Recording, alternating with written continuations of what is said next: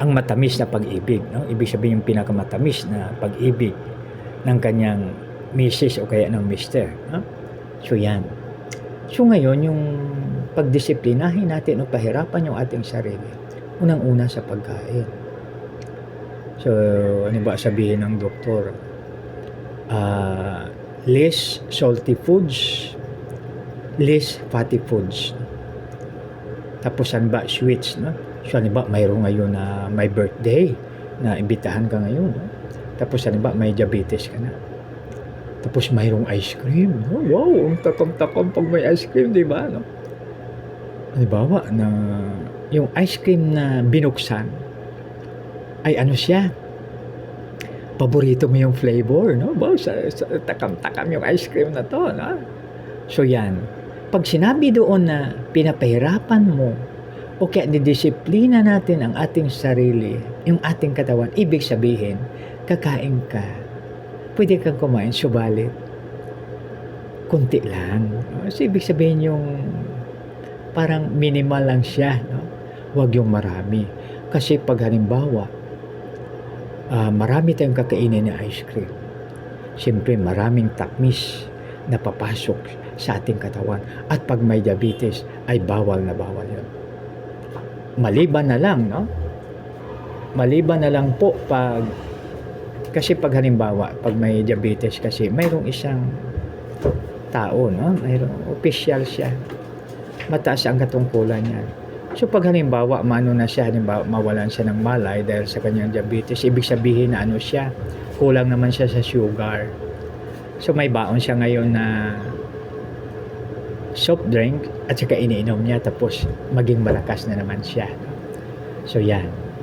Kaya mga kaibigan, pag sinabi nating pinapahirapan o kaya dinisiplina ang ating sarili, ibig sabihin na tayo ay nagkaroon ng pagtitimpi o kaya self-control. Dahil pag tayo may self-control, daig pa natin si Napoleon Bonaparte na kankero siya. Daig pa natin si Alexander the Great ayon sa moral na gabay. If you can control yourself, you are more than conqueror. No? So yan. No? So kaya makibigan, napakaganda pag makontrol natin. Tapos, pag halimbawa, balik po tayo mga kaibigan sa family. Halimbawa sa family, ang father ay may diabetic.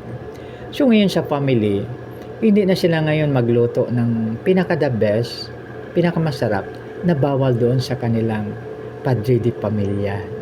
So ibig sabihin halimbawa ni mami, mga anak, kung magluto man kayo, dapat makakain ang iyong daddy. So ibig sabihin nagsisimpatay sa bawat isa, nagtutulungan. Tapos, kung magkain kayo ng ice cream, magtago kayo. Dahil pag makita ng daddy nyo, at titikim na naman. Oh, so, yan. Oh. So, ibig sabihin niya na sa pamilya kasi dapat united siya. Nagtutulungan. No? So, yan mga kaibigan. No? So, sa pagkain pa lang. Tapos, mayroong isang may diabetes na siya. No? Kung nakakita siya ng soft drinks, gusto niya minom. Kaya sabi ng Mr. Love, isang takip lang ng soft drinks yung inumin mo, ha? Yan, para mawala lang yung desire mo. So balit siyempre pag wala si Mr. Ayan, ha? So balit mga kapatid, you are more than conquerors pag iyong nakontrol ang sarili, ha? So wag natin kalimutan ang sinabi po ni Pablo, pinapahirapan ko ang aking katawan at sinusupil ito, no? Dinidisiplina at sinusupil, no? So, ibig sabihin, pag halimbawa, may diabetes na, tapos agad kita na ice cream. Sabihin ng mami, halimbawa, pag sa bahay, Daddy, pwede isang kutsara lang sa'yo para mawala na yung desire mo. No? Siyempre, pag wala, kaya mas maganda talaga palagi magsama yung husband and wife para may magpaalaala, no? Kasi parang may forever eh. So, halimbawa, wala kalimutan mag-inom ng gamot o love yung maintenance mo. No? So, yan may magpapaalaala. Kaya napakaganda mga kaibigan pag tayo may kasama na pinapaalalahanan tayo. No? Diba maganda, no? So, mayroon na lang tayong 12 minutes. So, yan. So, ulitin ko yung sinabi ni Pablo. Pinahirapan ko ang aking katawan at sinusupil ito. Mga kapatid, sa mga leaders, sa mga mami at daddy, na mga leaders sa family, ating pahirapan o kaya disiplinahin ang ating katawan at susupilin po natin ito. Ganon din po sa mga leaders, no? Kahit saang leaders, anumang klaseng leaders, dapat po ganon. Maging halimbawa po tayo, no? So, aking i-review na po natin, no? So, ito ay ang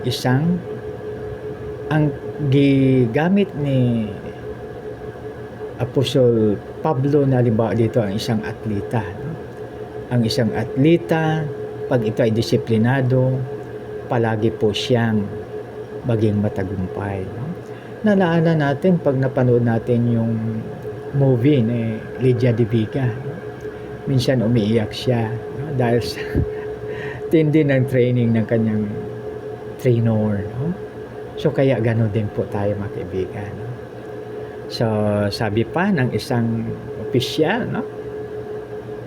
Ang sabi niya, the more you sweat in times of training, the less you bleed in time of war. Kasi sabi niya, no, pag itagalog po natin, sabi niya kung talagang marami kang pawis o kaya talagang inano mo yung training, no, parang talagang binibigyan mong pansin, bigyan halaga yung training mo, pagdating ng mga problems, baliwala na lang, no? Kasi talagang binigyan mo ng halaga, no? So ibig sabihin talagang ilagay mo sa iyong puso at isipan. So pag yan po ang gagawin natin, napakaganda, no? Dahil pagdating ng panahon na kailangan natin yun, nandyan na, no? Napakaganda na siya, no? Kaya mga kaibigan, alalahanin natin, ang isang atleta, pag disiplinado, ito ay maging tagumpay. So, ibig po sabihin, disiplinado sa kanyang pananalita, disiplinado siya sa lahat ng bagay, lalong-lalo na sa kanyang pagkain. Dahil sa pagkain, mahirap. Subalit, mayroon akong nabalitaan tungkol sa isang atleta. So, napakaganda yung katawan niya at saka napakagaling, no? So, ibig sabihin na palaging tagumpay siya, pero palagi pala siyang umiinom ng kwan. Yung parang pampalakas. So, alam mo, during that time na parang nag-ensayo po siya, parang nag-jogging, nag-collapse po siya. So, anong dahilan? Dahil gumamit siya ng pampalakas, no? Kaya napakaganda makaibigan yung nature. Kasi pag halimbawa atleta, nagja-jogging siya araw-araw, dapat tuloy-tuloy yung kanyang jogging.